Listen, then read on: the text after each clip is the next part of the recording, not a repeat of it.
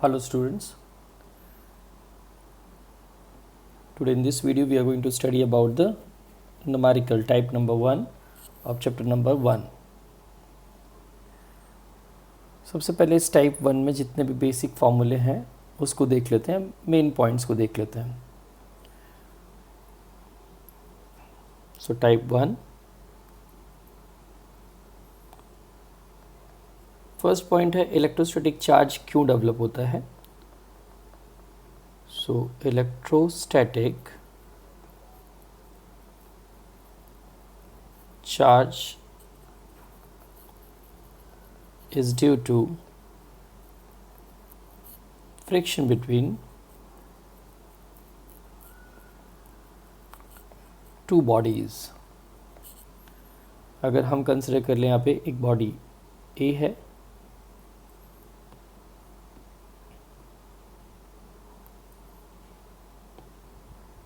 एक another body है. This is the body A and this is body B. अब अगर इन दोनों को रब करते हैं तो रब करने से क्या होगा, कोई एक बॉडी से इलेक्ट्रॉन ट्रांसफ़र होगा अनदर बॉडी पे. जिस बॉडी पे इलेक्ट्रॉन ट्रांसफ़र होगा वो नेगेटिवली चार्ज, और जिसने इलेक्ट्रॉन दिया it will become the positively charge. हम बहुत थ्योरी की डेप्थ में नहीं जा रहे हैं. आई होप आपने थ्योरी रीड कर ली है, प्रिपेयर कर लिया. सिर्फ हम मेन पॉइंट्स, मेन फार्मूले डिस्कस कर रहे हैं. तो जिस बॉडी ने अपना इलेक्ट्रॉन दे दिया है उसका मास रिड्यूस हो जाएगा, और जिसने इलेक्ट्रॉन गेन किया उसका मास इंक्रीज होगा. As we know the mass of electron is 9.110 raise to minus 31 kilogram, and mass of proton is that is 1.6710 raise to minus 27 kilogram. Second condition, electric charge.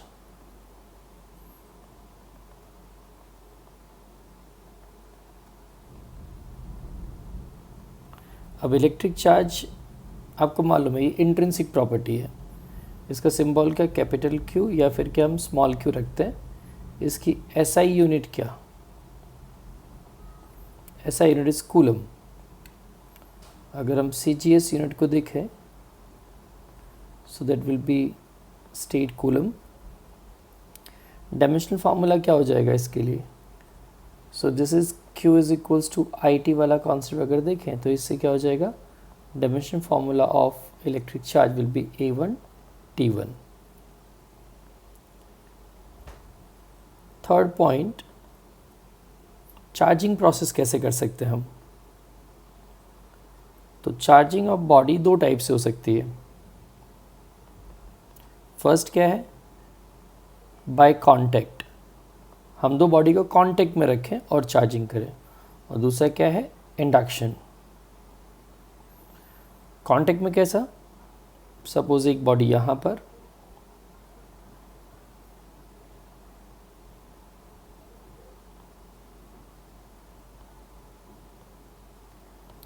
एक body है, another body is here. हम ऐसा consider कर रहे थे कि दोनों body identical है. चलो हमने आइडेंटिकल बॉडीज ले ली. ये बॉडी A और इस बॉडी पे इनिशियली चार्ज है सपोज Q. तो अभी तो सिंपल कुछ भी नहीं है, लेकिन जैसे हम इस बॉडी को कांटेक्ट में लेके आएंगे, सपोज के कांटेक्ट में हमने लिया इसको,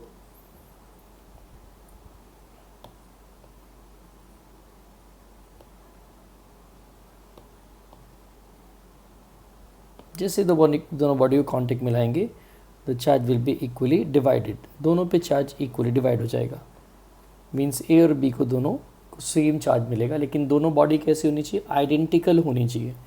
चार्जिंग बाय इंडक्शन वाला मेथड मालूम है तुम्हें, ये भी थ्योरी में तुमने स्टडी कर लिया है. कैसे, सपोज ये बॉडी एक, इस बॉडी पे इनिशियली कोई चार्ज नहीं है. हम यहाँ से क्या करते हैं, एक रॉड ले लेते हैं. That rod is suppose negatively charge, इस पे नेगेटिव चार्ज है. इसको हम इसके क्लोज़र लेके आएंगे तो क्या होगा, इस बॉडी के जितने इलेक्ट्रॉन्स होंगे दे विल बी रिपेल्ड, वो अदर साइड जाएंगे, और रिस्पेक्टिव पॉजिटिव चार्जेस यहाँ पर मिल जाएंगे. इसके तुरंत बाद अगर मैं इसको अर्थिंग दे देता हूँ यहाँ से, तो इलेक्ट्रॉन क्या करेंगे, ग्राउंड में चले जाएंगे. एंड नाउ हियर, अब अगर मैंने यहाँ पर इस स्फीयर के पास अभी भी इस रॉड को वहीं पे रखा है, हमने रॉड को नहीं हटाया हुआ है, rod still it is negatively charge, और यहाँ पे इस साइड पॉजिटिव चार्ज तो है इस स्फीयर पे। अब अगर मैं इस रॉड को रिमूव कर दूँ यहाँ से, इसको हटा दूँ, तो जैसे इस रॉड को यहाँ से हटाएंगे ये पॉजिटिव चार्ज क्या करेगा, यूनिफॉर्मली इस पूरे स्फीयर पे डिस्ट्रीब्यूट हो जाएगा। मतलब हमने यहाँ पे चार्ज डेवलप किया इसके ऊपर without physical contact. Next one, fourth number में क्या, एडिटिविटी ऑफ चार्जेस।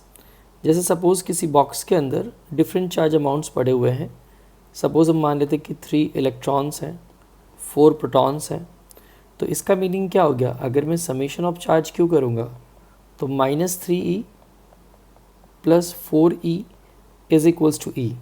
मीन्स अगर पॉजिटिव चार्ज होगा तो प्लस, नेगेटिव चार्ज होगा तो माइनस। हमको चार्ज वैल्यू भी मालूम है कि इलेक्ट्रॉन के लिए चार्ज कितना होता है, इट इज़ -1.6 × 10⁻⁹ कूलम। और प्रोटॉन के लिए यही चार्ज कितना है, it is positive 1.6 × 10⁻⁹ coulomb in plus. Fifth point, conservation of charge. तो कंजर्वेशन ऑफ चार्ज मतलब क्या, अगर कोई बॉक्स इलेक्ट्रिकली आइसोलेटेड सिस्टम में, मतलब कोई चार्ज अंदर नहीं आ सकता इंडिविजुअल और कोई चार्ज बाहर भी नहीं आ सकता, तो अंदर जो चार्ज का समेशन होगा इट विल बी कांस्टेंट। इसमें से कोई न्यूमेरिकल नहीं है लेकिन पॉइंट्स आपको मालूम रहने चाहिए। 6 number, it is quantization of charge.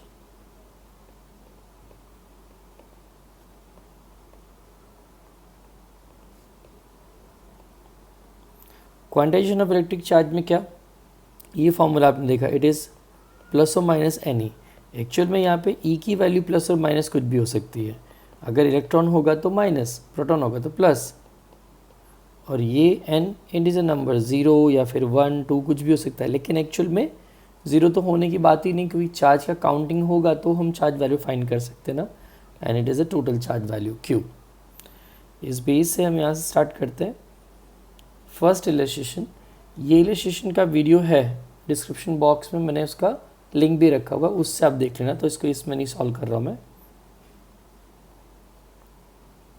Yes, if 10⁻⁹ electrons, illustration number 2 बोला है 10⁻⁹ electrons move out of body to another body. Means यहाँ पे क्या बताया कि एक बॉडी के ऊपर से चार्ज दूसरी बॉडी के ऊपर मूव कर रहा है।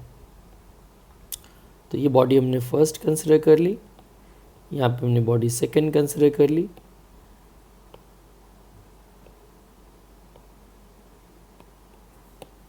यहाँ से इलेक्ट्रॉन इस बॉडी पे गया, निकला इलेक्ट्रॉन, तो ये बॉडी बन गया नेगेटिवली चार्ज और ये बॉडी बन गया पॉजिटिवली चार्ज। सिंपल। तो यहाँ पे हम नंबर ऑफ इलेक्ट्रॉन्स दिए, कितने नंबर ऑफ इलेक्ट्रॉन्स चले गए बेटा, सो नंबर ऑफ इलेक्ट्रॉन्स गए हैं 10⁻⁹। और ये पूरा हुआ कितने टाइम में, 1 सेकेंड में हुआ। मीन्स 1 सेकेंड में इलेक्ट्रॉन इस बॉडी से इस बॉडी पे मूव कर गया। तो एक्चुअल में फाइंड कर सकता हूँ ना कि 1 सेकेंड में कितना चार्ज मूव हुआ, लेकिन यहाँ पे फाइंड क्या करना है, how much time is required to get a total charge of 1 coulomb on the another body. Means कितना चार्ज, 1 कूलम चार्ज ट्रांसफ़र होने में कितना टाइम लेगा। तो पहले हम देख लेते कि 1 सेकेंड में चार्ज ट्रांसफ़र कितना हुआ है। तो यहाँ पर amount of charge transferred in 1 second, that is Q is equals to NE. N is 10⁻⁹, E is 1.6 10⁻⁻⁹, means 1.6 10⁻⁻10 coulomb of charge. इतना चार्ज एक्चुअल में नेगेटिव चार्ज है, इलेक्ट्रॉन ट्रांसफ़र हुआ ना, इसलिए नेगेटिव चार्ज। तो यहाँ पे एक स्टेटमेंट लिख सकता हूँ ऐसे में,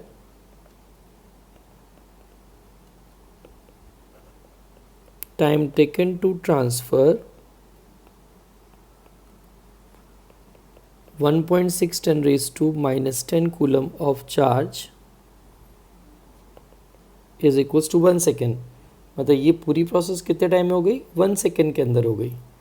तो ऐसा टाइम टेकन टू ट्रांसफ़र, कितना चार्ज ट्रांसफ़र करना बेटा, 1 कूलम। बोला है ना कि 1 कूलम चार्ज ट्रांसफ़र होने में कितना टाइम जाएगा। तो क्रॉस मल्टीप्लिकेशन मीन्स 1 × 1 1.6 10⁻⁻10। तो यहाँ पे आंसर आ जाएगा, ये टाइम t डैश कर दूँ it will be 0.625 10 raised to 10 second, means I can write 6.25 10 raised to 9 second time इसमें जाएगा 1 कूलम चार्ज को ट्रांसफ़र होने में. Next one, how much positive and negative charge is there in a cup of water. देखो बेटा, अगर cup of water दिया तो एक पर्टिकुलर अमाउंट है उसका, तो 1 कप ऑफ वाटर में वाटर का मास कितना, it will be 250 gram of water. ये मेजरमेंट है उसका. तो अब हमको करना क्या है, तो चलो भाई 1 कप हमारे पास तो वाटर का दे दिया, अमाउंट बता दिया यहाँ पर.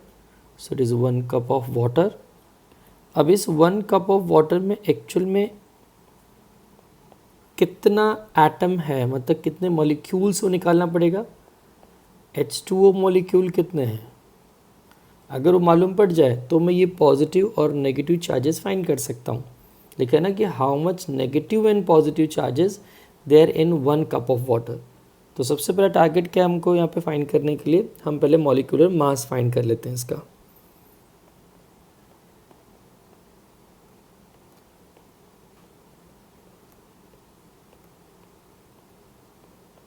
तो मॉलिक्यूलर मास ऑफ वाटर देखो H2O, तो H2O मतलब मालूम है ना, इट इज़ NH1 और O2 के लिए कितना 8O16. देखो ये एटॉमिक मास है जो ऊपर दिख रहा है आपको, तो इसके 1 हो गया, लेकिन हाउ मेनी एटम्स हैं कितने, तो 2 है, और ऑक्सीजन के लिए सिर्फ 1 है तो 16, तो टोटल कितना हुआ 18 हुआ ना, मीन्स इट इज़ 18 ग्राम. तो इसका मीनिंग क्या हो गया, that means number of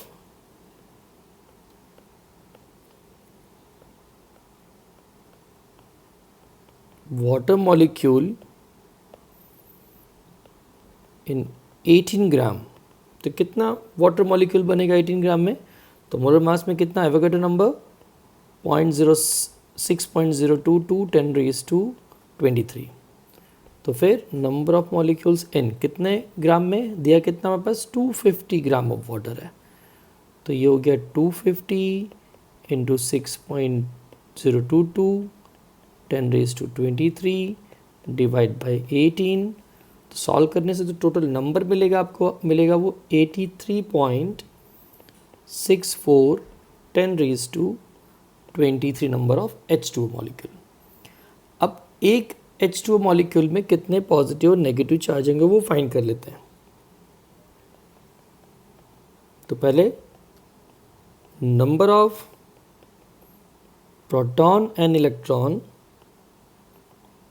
in 1 H2O molecule.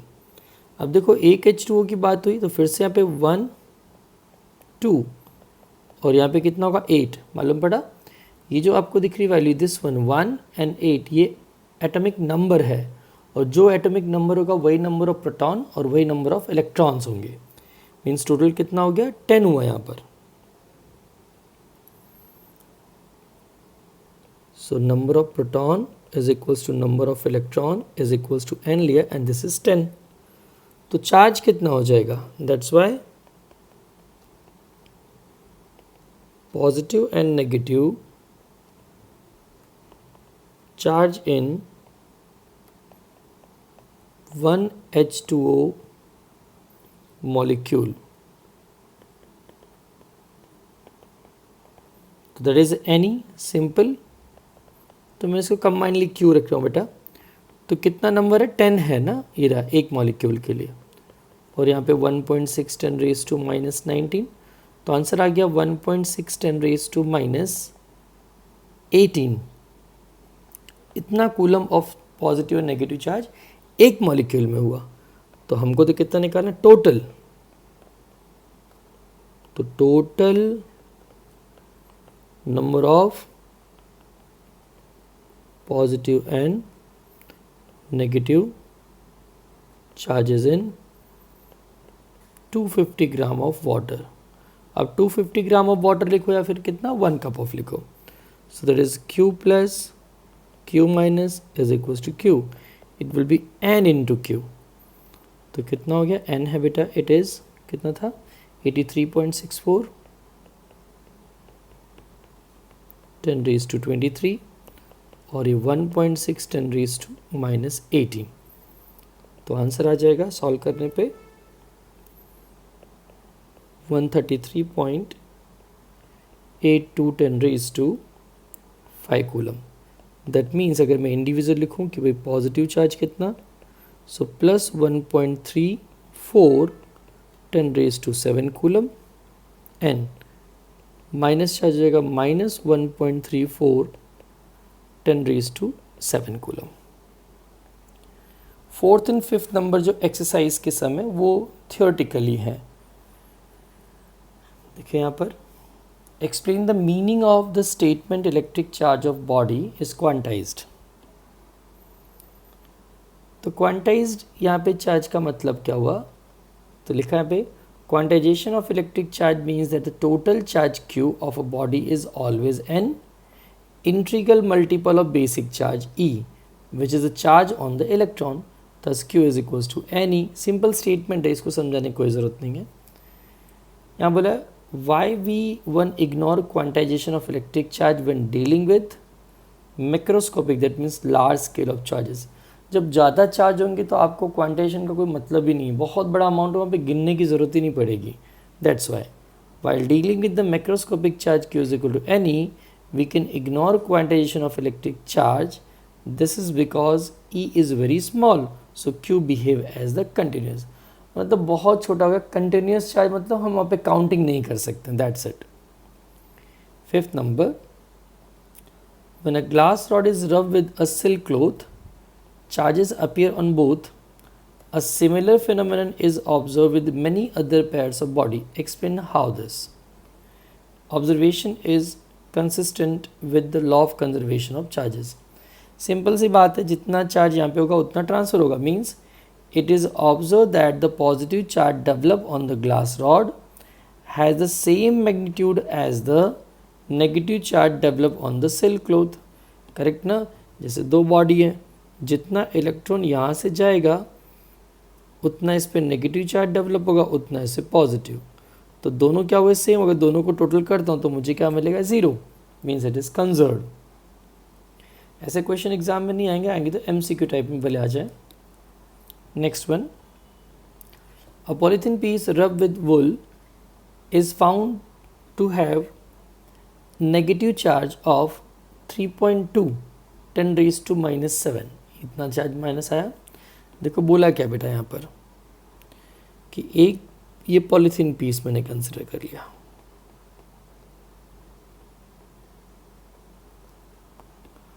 और यहाँ पे सपोज ये वुल है। जब इनको रब किया तो यहाँ से क्या मालूम पड़ा? Found to have negative charge. तो नेगेटिव चार्ज किस पे आया? The negative charge in polythene पे आया। जब इस पे नेगेटिव आएगा तो ऑब्वियस ये क्या हो जाएगा? पॉजिटिवली चार्ज हो जाएगा। Estimate the number of electrons transfer. So it is very easy. First part, ये भी MCQ टाइप क्वेश्चन बना। As Q is equals to NE, so N is equals to Q by E।